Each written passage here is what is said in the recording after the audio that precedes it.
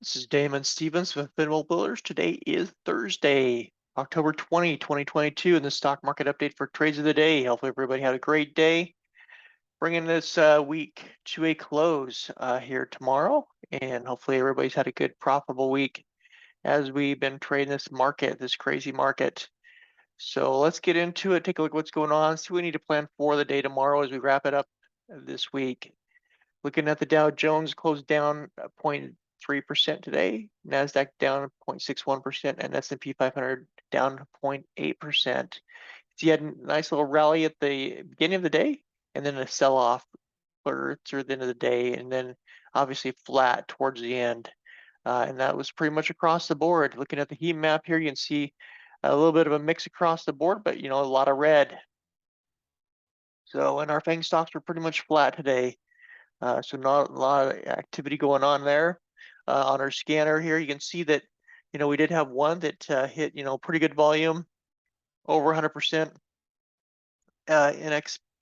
NXTP, but again, under $1. So I did not look at this one, did not trade it. But if you did, hopefully you were successful with that one.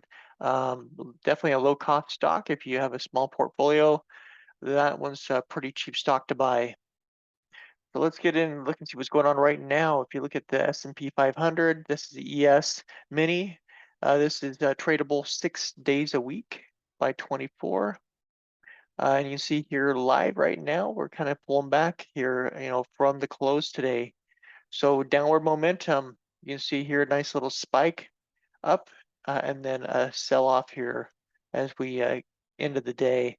And now it's pulling back a little bit more. So, does the support level hold down here? That's what we got to test out here. If not, we could have a huge pullback here because we break this trend line to the downside. So that's what we'll be looking at tomorrow to see if we're going to test that and see if that will hold. If not, we could start to break down to new lows or back towards the lows. So critical time to test this market right now.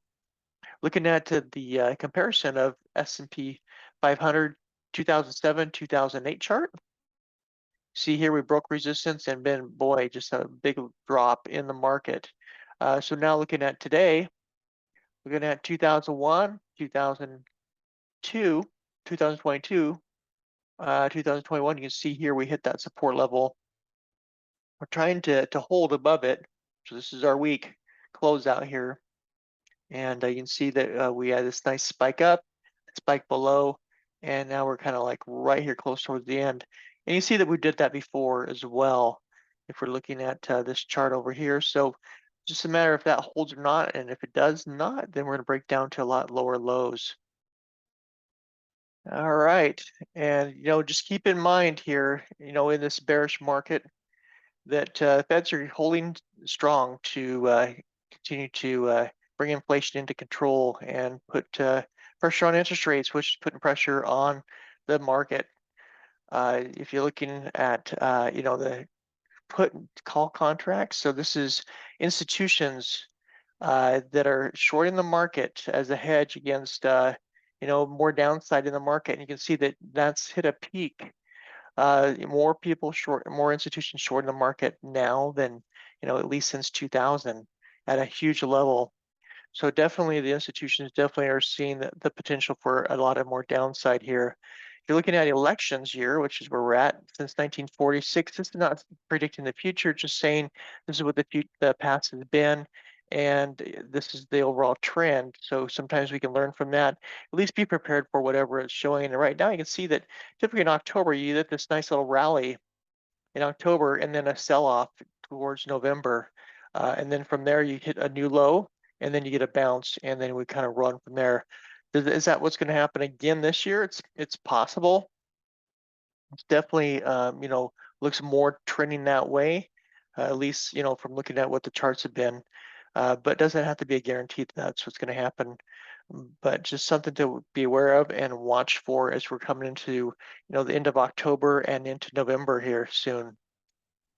Looking at, the news for tomorrow, there's not a lot. I mean, we have this inflation and expectations for 5 to 10 years. Could create a little bit of a shakeup. That's at noon Eastern time. So look for some, maybe some news there. They could use that possibly to move the market. But otherwise, also remember it's option expiration day tomorrow. So all the daily, weekly, quarterly, all the options expire tomorrow. So that means people are going to have to either roll those options over or cover whatever it is that they have, whether they've, shorted the market or gone long on the market. Now today was a great day if you're shorting and long on the market because it gave you a chance both directions. This has been a great week for those bears and the bulls, I think, to be able to capture some profits. If they hadn't one way or the other, there's a great time to hedge this week. So we'll see, does that work out for the market or does it not as we close out Friday? If you haven't subscribed, definitely subscribe to our channel. I'd love to have you join us. Definitely like the videos if you find these helpful. Also providing suggestions you think that might help our channel to continue to expand and grow and provide additional benefit to you. If you want to go beyond our YouTube channel, we do have a website, finwealthlive.com, where you have an opportunity to join our free chat and daily watch list for free. There's a link right on our website for that. And if you want to go beyond that, or you want more information on our company, definitely click on and watch the front end video. But if you do join us and you get access, this is your dashboard. Give you access to live trading, some training courses, including masterclass, group training, and one-on-ones. So I'd love to have you participate at that level. Looking at earnings as we come into Friday, Verizon, American Express, a few earnings coming in here that could be important for the market. This is before the open, so we'll see if that creates a little shakeup in the market. At least should give us a general idea, how the market's gonna close out this week as we get into earnings. Next week's even heavier, so looking forward to next week, but expect volatility as we get into these earnings. Earnings has really got to set up and tell us kind of, how's the overall economy doing from a business perspective. Looking at charts here now, Netflix, after hitting earnings and having this rocket right to the top, continues to hold up there. The high was close to 280. We're sitting on close to 270 right now. So a little bit of a retracement, but not much. So it's great to see the strength holding there in Netflix. Very little pullback here. Retest. We do have a huge gap to fill. Does Netflix feel that? Well, if the market comes down, it may give an excuse to fill this. But right now, at least for this last couple of days, very strong momentum on Netflix. Looking at Exxon's been strong. We had this nice bull run here, and then we kind of had a pullback here, settle up, and then we ran again up towards these highs, and we came real close to breaking in these new highs. And we talked about this, that basically up here, 106, 108, 112 would be the max on these as far as hitting our deviation bands. But we're not quite there yet. Had a little bit of, not much movement today. We'll see if we close out strong this week. Looking at Tesla, and I put this on an 8-hour instead of a daily, just so you can kind of see what the overall action is. And you see, Tesla made a nice little run here.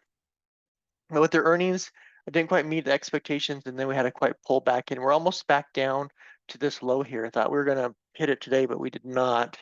But definitely weakness, definitely coming down here to retest this area. As long as 206 area holds, then we could get a bounce off of here and back up into this little channel. If not, if we do have some weakness at all next tomorrow or the next few days here of trading, may come down here and revisit some of these lows down here, maybe even break the 200 level. So watching closely on Tesla. Apple, nice little run up here. Kind of got choppy at the top here, but it did close above our resistance, but below the 20. So looking for a breakout above 145 to the upside to 149. Or if we break down below, may come back down here and revisit the 140 to 138 area. Looking at NVIDIA, nice little run up here. I really like this clean line that it has going right here. So we'll see if that can continue to break out and head up here. That's some resistance. It'll come up here around 130. If it not, if at least we can hold above, this 121, 122 area, NVIDIA could have a chance to bust out next week. Otherwise, if not, and we got this rejection and we pull back below 121, we may come down here and hit some lows. So there's a lot of risk right here on this downward slope on a lot of these stocks. You notice as we're going through this, Microsoft on this little resistance area as well. So looking to see if we can break out to the upside above the 20-day, which is at 238, or if not, we get a rejection and pull below 233. Look for additional downside, maybe to new lows. 10-year yields just continue to pump as money's moving into these bonds. They're going to be moving out of the stock market. So you can see this nice momentum, new highs here, 426 on the 10-year yield. If you look at the yield for 2 years, we're right here at 4.6. So just continue to climb higher, which is going to put pressure on the market to bring it down. And the dollar obviously is higher too. It's moving along with these bonds. So a strong dollar, you know what that does to gold? It brings it right down. And so if we look at gold, here it is coming right back down. We're actually right here at the base, 1614. So if we break this level here, very well maybe come down to that 1600 level. And so gold showing that double bottom right now. And without support, we're going to probably hit additional lows. VIX has been coming down, but the market's coming down. Typically, that creates a little bit of divergence, which means one of them's got to win out. Whether it's the VIX, continue to pull back here below 30, which will allow the market to continue to start to rise and give you a nice little bull run, or vice versa. The VIX is going to bounce off of here, and the bull run will slip back and will go down towards lows. But right now, with them both pulling down, just watching that because one is going to give. They both are not going to stay up here for long.